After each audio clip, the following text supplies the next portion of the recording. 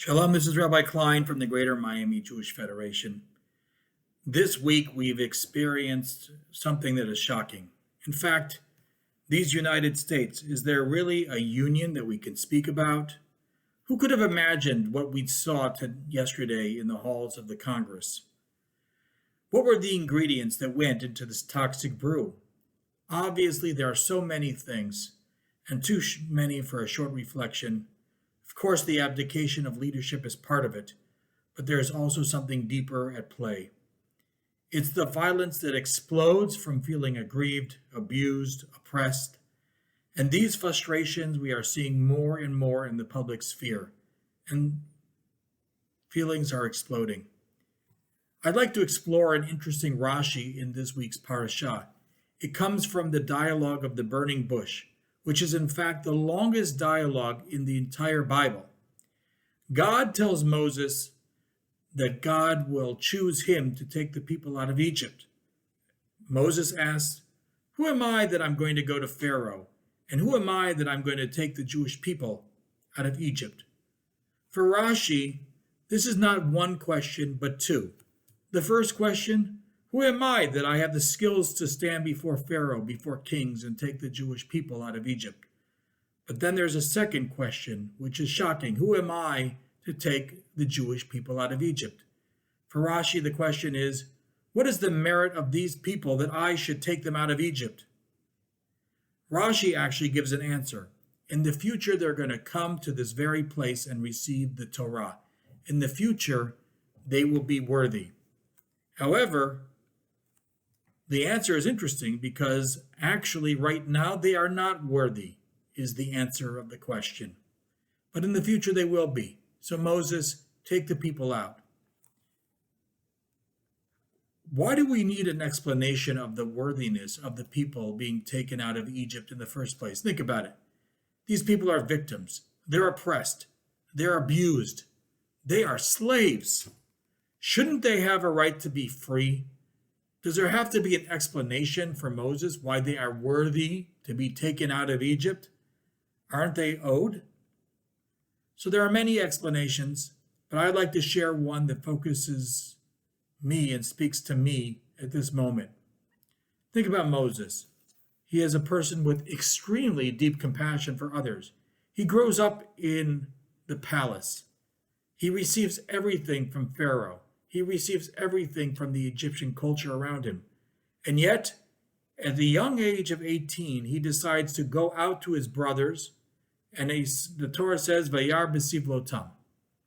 He sees, he experiences their pain. He has every reason not to identify with them, but yet Moses from the palace goes out and feels their pain. And how does the Torah tell us that he sees their pain? He sees an Egyptian striking an Israelite, and then Moses responds immediately and strikes the Egyptian down. Yes, Moses stands for justice. Here, the Egyptian represents all of the source of oppression, the ultimate evil. It's the Egyptians that are source of injustice in this world. I'm going to respond by striking down that Egyptian who's beating an Israelite slave. However, the next day, Moses sees something else. He sees two Jews that are struggling or fighting with one another, beating one another, in fact. He sees this and says, Lama tekeriyacha? Why do you strike your neighbor, your brother? You are people of the same cloth. You both should be fighting the Egyptians, and yet here, you're committing violence against one another. And the response that these two Israelites give, these two Jews give, are shocking. Who made you a judge over us? What, are you going to now strike us down like that Egyptian man? Moses realizes that the word has gotten out. In fact, according to one midrash, these two Jews are the informants to the Egyptians themselves. The verse says that Moshe says to himself at that moment, Ache noda hadavar. Indeed, the matter has become known. However, this is not just about the matter being known of the striking down of the Egyptian. Rashi says this is a psychological blow to Moses. The midrashic explanation is Now it's known to me. Achen noda davar. It's known to me the issue which has puzzled me all these years. Why hasn't God taken them out? How has Israel sinned more than these 70 nations around that they should be oppressed by this crushing servitude? Achen noda davar. But now I see they deserve it by the way they treat one another. Moses made a mistake. He thought violence came from the oppressors, the outside.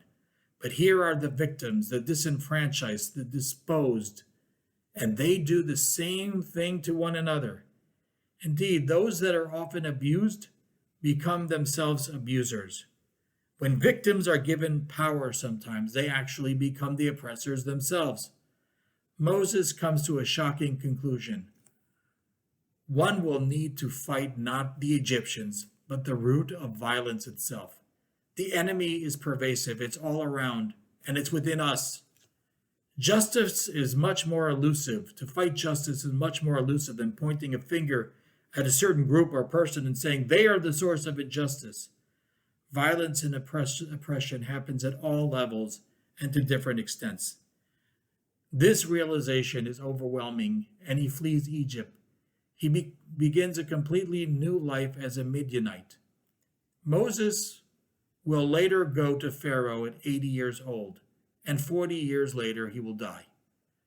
So for 67 years, Moses is silent. We know nothing about the life of Moses for more than half of his life. He leaves the whole struggle and spends 67 years in silence. Why? Perhaps he was wounded by all of the events of all those years ago. Indeed, the people that he's going to take out of Egypt, the people that he's going to lead themselves, are going to be unjust. They will continue to be unjust to one another after his death. The entire prophetic tradition points to the gap between a utopian future and the unjust presence, the violence that they commit against one another. So the violent images that we have seen over the past years, Charlottesburg, George Floyd and its aftermath, the attacks of the Jews in Muncie, urban riots and school shootings, and finally this travesty and tragedy in our own capital. They all express rage and frustration, rage that's spilling into the streets, and we need to really focus on it. When everyone feels that they are aggrieved, they are the victims, the natural reaction is to lash out.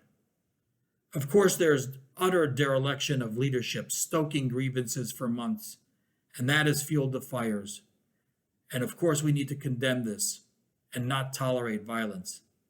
Indeed, the first thing we must do, however, to heal our union is to begin to listen to one another, to listen and to bear witness to their pain. This is going to be the first step in healing.